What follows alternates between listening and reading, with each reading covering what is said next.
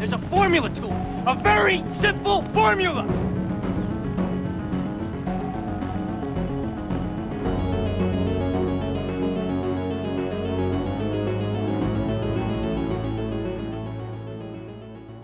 Hello everyone, welcome back to another episode of the Slash It Podcast. My name is Jared. In this podcast, we will be talking about Halloween 2. The last one was about Halloween, this one's about Halloween 2. I wonder if you're catching a theme here. Not sure if the next episode will be about Halloween 3, but probably will because I love that movie. Anyways, Halloween 2 was released 3 years after the original Halloween. It features Michael Myers attacking, murdering, and kind of dying in a hospital and other places, but mostly in a hospital. It takes place directly after the original in chronological order. It takes place the same night, right after he fell off the infamous balcony and disappeared. His story begins basically at that point where he just decides to go murder random strangers and people, I think because he was mad because he didn't get to kill Laurie, I think. I really don't know why he killed everyone that he did. He should have been smart and just went to the hospital immediately, but he didn't for some reason. So his story does take place directly after the original. It's much more interesting that way. To get started this podcast, the first little segment that I had was how did we get from Halloween 1 to Halloween 2 in terms of production. So Halloween 1 was released independently. It was written by John Carpenter and Deborah Hill. I believe it's Hill is her name. They were boyfriend and girlfriend at the time. So John Carpenter wanted to create The Thing, and he wanted to, I think it was The Thing, I know he made The Thing, but he wanted to basically make movies with Universal, and the only way he was allowed to do that was he made Halloween 2. So he wrote Halloween 2 with a case of beer every night. He drank an entire case of beer while he was writing Halloween 2, because he did not want to make a sequel, but he knew he needed to make a sequel to make other movies that he wanted to make. He refused to direct it. He absolutely would not direct this movie because he just didn't think that it would be good, so he didn't want to make it. So then Rick Rosenthal, the actual director of the movie, decided to come in and he directed it, and he did a pretty good job. He directed, I think it was either H2O or Resurrection. Either one of the two. I really don't remember. So then we wrote it. He wrote it, and it came back as being kind of really a good sequel. Probably one of the better sequels that we've ever gotten, in reality. It was Laurie Strode's story in this movie is a little underwhelming. She's kind of a background character from having her be so strong and independent in the original Halloween, and then having her just be in a hospital building for the sequel. It's kind of underwhelming a little bit, but it's overall really good. Her story does make sense logically for it being the second movie. And at this point that I am recording this, Halloween Kills is not out yet, so we will have to see if they kind of follow the same story where Laurie Strode's in the hospital room for the majority of the movie, even though it really doesn't look like that from some of the trailers. She looks kind of like she's escaped her own prison, if you will, from the second Halloween movies that Laurie Strode's in. Because I think the same thing happens in Resurrection, too, where she's, stuck in the hospital area, kind of, too. But, no, wait, that doesn't happen. Never mind. Completely strike everything I just said. Resurrection's a different movie entirely. Anyways. No, wait, Resurrection. Resurrection is the one. I was thinking of H2O, I think. I don't know. But either way, Laurie Strode's always in a hospital room, and she always ends up getting stuck and doesn't really do anything. But in Halloween Kills, it looks like they're gonna kind of hint at her being like that, but then go the other direction and have her be a main character again. Because in this movie, I really want to see their relationship and how she deals with not having her safeguard in Halloween Kills. Sorry, we'll get to Halloween Kills in a separate podcast, probably after the movie came out. So we're gonna move on to point 2 now. How is Michael in this movie compared to the first film? How does he act? Is he different? Michael Myers is a completely different person in that movie compared to the one that he is in the first one. He's similar, but he feels very, very different. And there's a few reasons why. he kills people. It felt like he had a reason for killing the people he did in the original movie. In Halloween 2, it feels more like he's doing it out of fun, kind of. Like he's just doing it because he wants to. He doesn't have like the same reason and like impact that he did in Halloween, where he was killing people to get to Laurie Strode. Which I guess in a way is her murdering. I guess it doesn't make any sense why she's attacking Laurie, but he killed the people he did to get to Laurie, which makes sense. Because you see her, stalking her like the entire movie, basically, and he killed everyone there to get to her before she actually, does. He does, sorry, Michael Myers. So in this movie, he's just killing people he sees, which is much different than what he was doing in the original one. That's more like Nightmare on Elm Street or like Friday the 13th. Not really what you would expect a sequel for the first Halloween movie to be like. He also is much more, he feels more superhuman-ish, kind of, in this movie than he did in others. I mean, there's this one kill that I'll talk about here. He kills these people, this one woman, who he stabs her in the back and lifts her up out of her own shoes with this like scalpel thing. And I don't understand how it goes back to like the knife kill. How Michael Myers stabs Bob through the wall into the wall. He stabs through him into the wall and he stands up and he stays up against the wall. He lifts this woman up with a scalpel. And then her shoes fall off, and then she just slumps off into the floor. He lifts this woman up, holding the scalpel in her back. I don't understand that. It's like superhuman crap. Why is he a superhuman? He's supposed to be a man. And then 4, 5, and 6, he's more of a superhuman than before. It is so bad. I really, really don't like Michael Myers being so superhuman-ish. It's just so bad. I just don't get it. Michael Myers is an interesting character because we need to understand that he's not meant to be understood.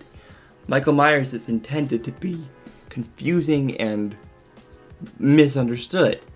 So we have to understand that before we can write about him. But in Halloween 2, it's like they didn't understand what made Michael Myers scary. The mask, sure, it makes him scary, but it doesn't make him terrifying, which is what he's supposed to be. And he's just kind of there, and like the story revolves more around Laurie Strode, which I get it, but it just doesn't make any sense. So with Michael, it needs to be like he needs to be understood that he needs to be misunderstood in order for his movies to be actually terrifying. So we're gonna be moving on just a little bit. Michael Myers and Laurie Strode being brothers. Or brother-sister, sorry. They should not have done this. This was the worst mistake they could have done. The reason Michael Myers is so terrifying is that he isn't killing people for a specific reason. That's why he's terrifying. But by making Laurie Strode his sister, it gives a reason to his killings in the first movie. I understand that they needed to write that in. Like, that was something they had to write in for whatever reason from studios. But why did they have to make it so that they were brothers? Why, like, brother-sister? Why couldn't it have been something else? Because it ruins the first movie when you look at the second movie. If you look at Halloween and then Halloween 3, 4, and 5, it's still... Well, 4, 5, and 6, I should say. It's still like, that section's a better movie. Like, it's 1, 2, 4, 5, and 6. 4, 5, and 6 are better movies than the second movie. Like, they just are. I know they're not loved because of the whole cult stuff, but he cannot have an understanding of his own murders. Like, they cannot be brother and sister in order for it to actually be scary, legitimately. So we need to understand that before we can possibly get to anything like that. And then there's so many issues with that because, there's 5 timelines in the Halloween franchise. And it's like 1, 2, 4, 5, and 6 or some. There's 1 and 2 or their own thing. And then there's like all of that stuff. There's 1,000 different timelines, it feels like, at this point in the Halloween franchise. And some of them don't have that part. Instead, it's just kind of shoehorned in that there's an explanation for their murders. I get it if they only made Halloween 2 being part of like Michael Myers, but they didn't. They made 6 sequels after that. 7 at this point. So why are we getting this feeling of like, why are they brothers and sisters? If they just weren't, we wouldn't have so many issues when you look at the timeline, because, sometimes they're brother and sister, sometimes they're not brother and sister, sometimes they are, sometimes they're not, and half the time you don't know which movie is respecting that and which movie's not. So they just didn't include it and came up with something else that it would have been fine completely, but they didn't. They just messed up the entire timelines and kind of messed up the movie, the first one. Because Halloween 1 and Halloween 2 make their own timeline to a degree. Because it's the brother-sister timeline. If they just wasn't like that, it would be perfectly fine. So we're going to be moving on to Laurie Strode in the hospital the entire time. So, as I said earlier, Laurie Strode is in the hospital the entire time. She goes from being this strong, like, hard-willed character in Halloween to being kind of a background character to a bunch of characters that no one cares about. There's romance plots kind of thrown in with her and this one friend. She's like crawling around on the floor half the time because she's been stabbed or whatever. And she's just kind of like crawling around and like not really doing anything the entire movie. Everyone else is, helping her and running around and dying half the time. But she's still just stuck there not doing anything. If they should have done is made the entire movie be like the first half, and then had Laurie Strode go back to her normal life, and then maybe he escapes out of prison again, and then kills her, or doesn't kill her, or gets killed, or something. But instead, we get this weird scenes, these like overlong scenes of her crawling around on the floor and like escaping Michael Myers barely, and I get it, it's scary, but it feels very, very shoehorned in.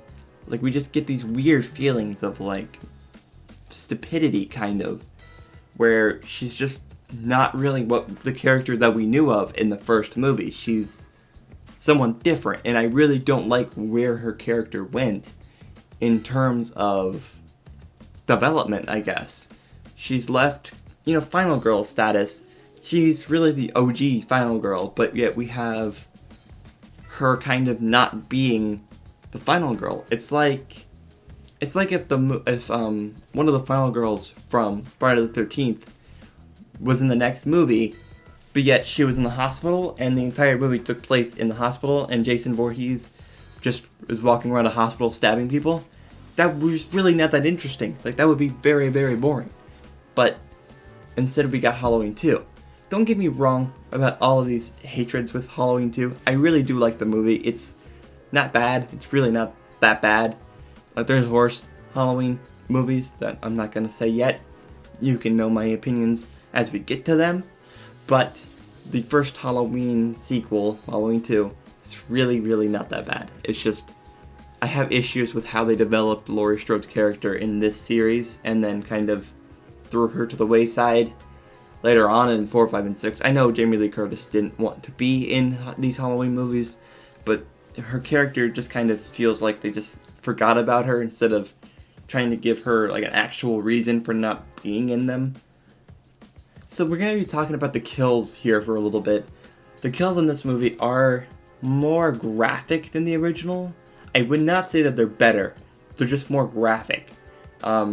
I guess there's some more iconic kills, because some of the kills in the original are just kind of stabbings. These are more Jason Voorhees style murders, especially the one in the hot tub area. I'm not going to spoil that one for you because I really do like that one, but that feels a little bit more creative, I guess. And like I said earlier, the one where she's being held up with a scalpel is really, really cool. He holds her up and then her shoes fall off.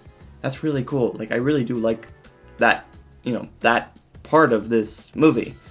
The kills are better, I think, personally better than the original. The original ones are more iconic, I think, but the ones that come in Halloween 2 are better and more horror and less just kind of like action adventure-y kind of movies, I guess.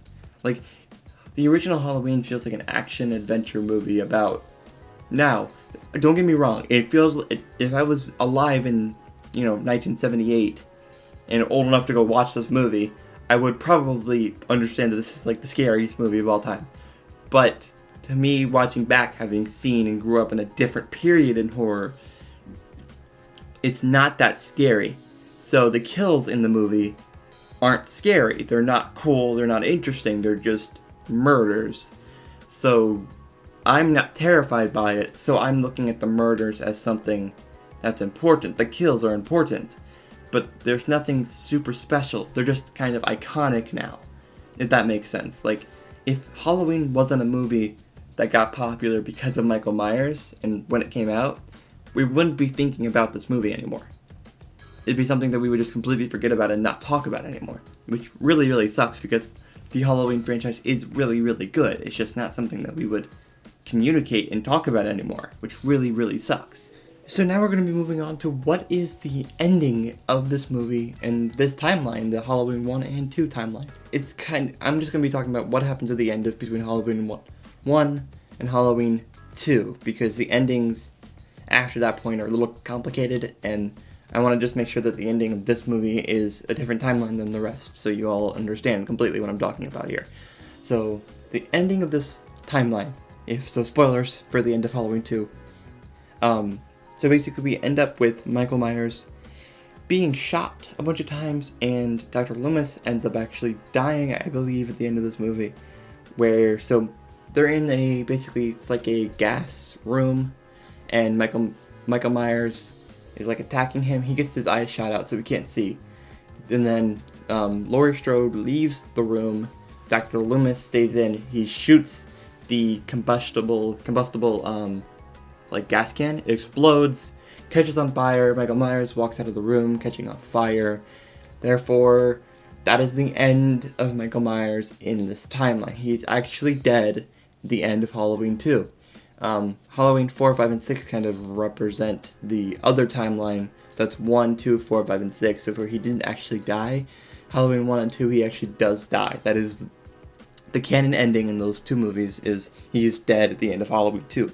Because they wanted to make an anthology series, which is why we have Halloween 3, which is actually a really, really good movie.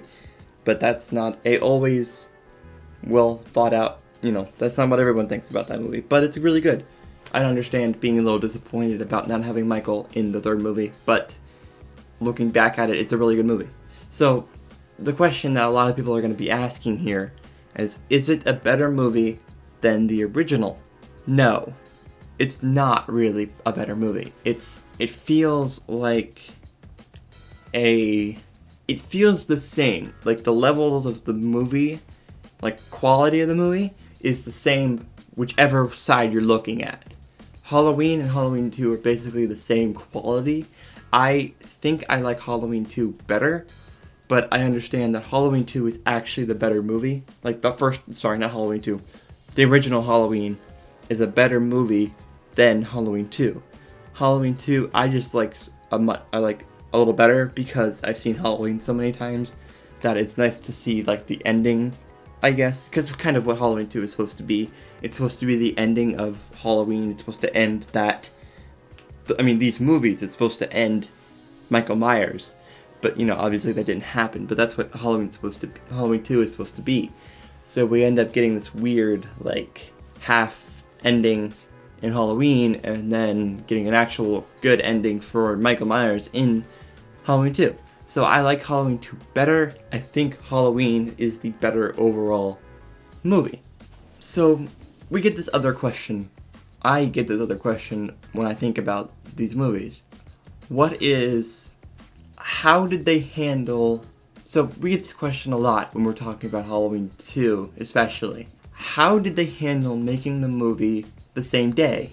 Was it done well? Was it done terribly? Because it feels like it would probably be done really, really bad. It wasn't done terribly. It was done kind of okay. It's just, it was not made the way it really should have been, I think. It wasn't written as well as it should have been. I mean, you really can't blame John Carpenter. He was drunk the entire time. but it really should have been done differently than it was. Like, it's important for everyone to understand that this movie was done in a way that it was misunderstood when it came out. I mean, it did well. Like, it did well in the box office and stuff, but it wasn't done to the point where it should have been. The movie wasn't written how it should have been in order to make the ending and, like, lose the people wanting the end, like, more. Wanting more. The people still wanted more, which, in terms of writing a ending, it shouldn't be left with wanting more. That's why we got Halloween 4, 5, and 6, which are ultimately okay-ish movies, because people wanted more after Halloween 2. They wanted more Michael Myers, but we still they still wanted that, which, if they wanted to end that series, like those two movies, they should have written a better ending, or else no one would have wanted Halloween, 4. But other than that, the stuff that happens outside of the hospital and not the ending is pretty okay. Like, they did a good job of making it feel like it happened directly after the original, because they reshot a lot of the same ending. There's some inconsistencies in the script of what happens between, like, what the ending of Halloween is and what the ending of Halloween 2 is. It's a lot of inconsistencies there. Like, I think he shoots, like, 7 times, and he shoots, like, 6 times in the movie, but he shoots, like, 7 times in, like, Halloween 2, something like that. There's a lot of inconsistencies like that happen at the end. But other than that, they don't understand. They kind of messed up a little bit, I would say, in the, like, the POV shot that happens right after he leaves. Because Dr. Loomis basically runs down the street, and then we see Michael Myers walking down these back alleys, and we see Dr. Loomis talking to the policeman, but he doesn't really talk a lot. He doesn't talk, like, loud. I understand that it's supposed to feel like he's far away, but you honestly can barely hear what he's saying. Like the classic, he shot him 6 times. You only hear that at the very end when they emphasize it up in the track. And then after that, he goes and kills. I mean, the two people, first 2 kills in the movie are these random old couple. And then that's how, actually, in Halloween 2018, it's actually reshot to make it look and feel more like.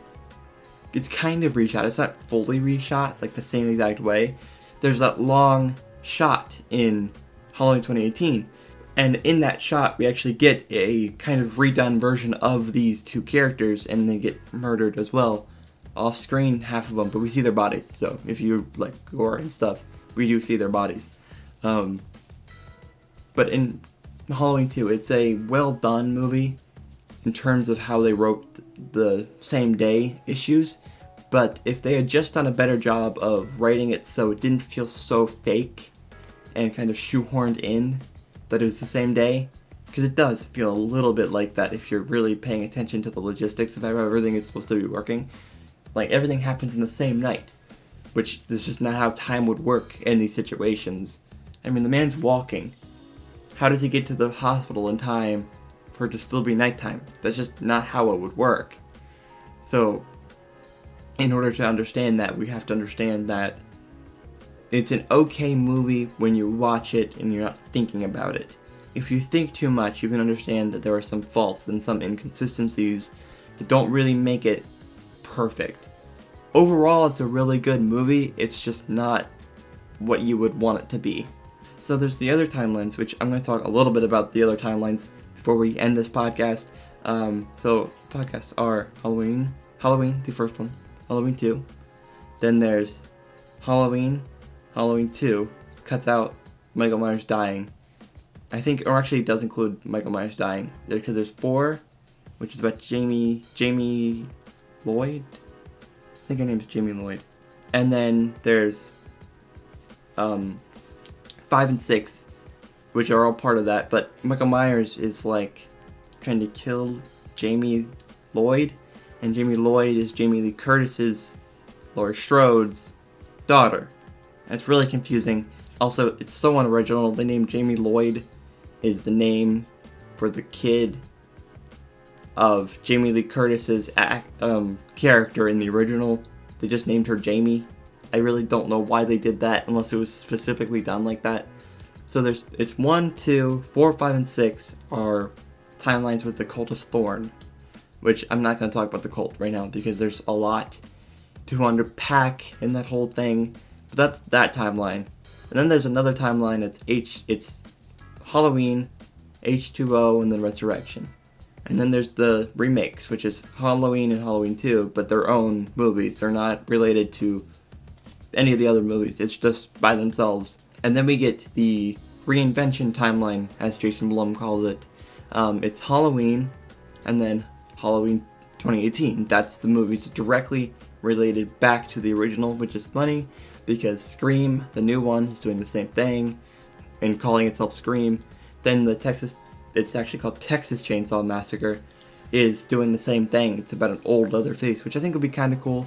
I know there's some, sorry, this is unrelated to Halloween, but there's some not really good looking reviews from people who watch the movie in test screens, but the whole point of test screens is for it to be negative reviews in the test screening and not when we go and watch it in a movie theater.